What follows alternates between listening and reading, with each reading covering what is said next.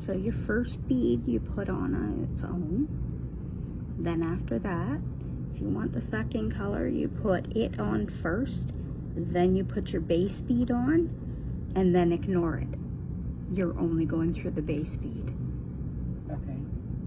And then that's the next one, it's the same thing. So it's the same step.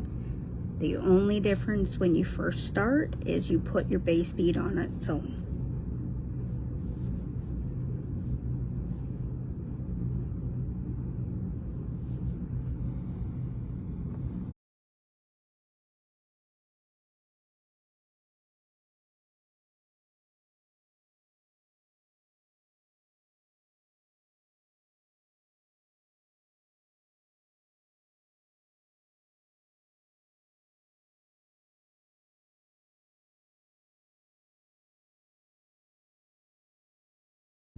And it automatically staggers it. Yeah. Okay. Very cool. And if you want it even fancier, you stick 2 in the middle. But this is how you can get a fan look to it. Okay. And all you're doing is just adding extra beads and ignoring them. So they only have one thread going through those beads. Okay. Whereas the base ones have it twice. Okay. When you first put it on, and then when you anchor it.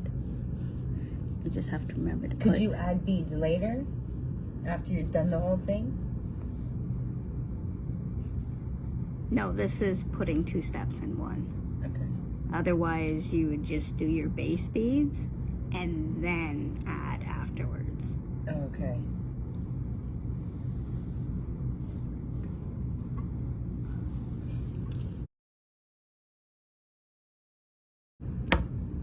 So you just want to make sure you're going through the right way.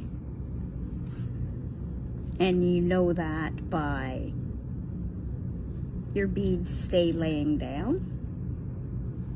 If you go through the wrong way, they'll stand up. So that's how all of my greens are laying flat. If all of a sudden one of my greens is standing up, it means I went through the opposite way. So what I do to start with is I pull it snug before I go to anchor it. So then it shows which way it needs to go, because if you hold it after you go through,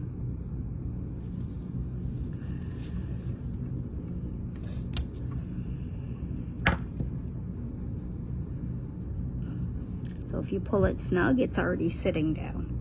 So you know you'll have to go up it this way.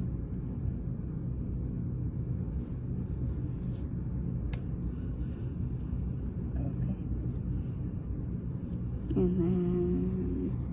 And then I suppose the more you do it, the more confidence you build, and then yeah. And then you get, your spacing is better. Like I just put that one a little too far over, so that one wants to go sit all the way down in between, which is another way you can trim. If you put bigger spaces, if you want them sitting all the way down. So see how that one's sitting down a little farther than those ones? It's because I put too much space in between those 2 beads.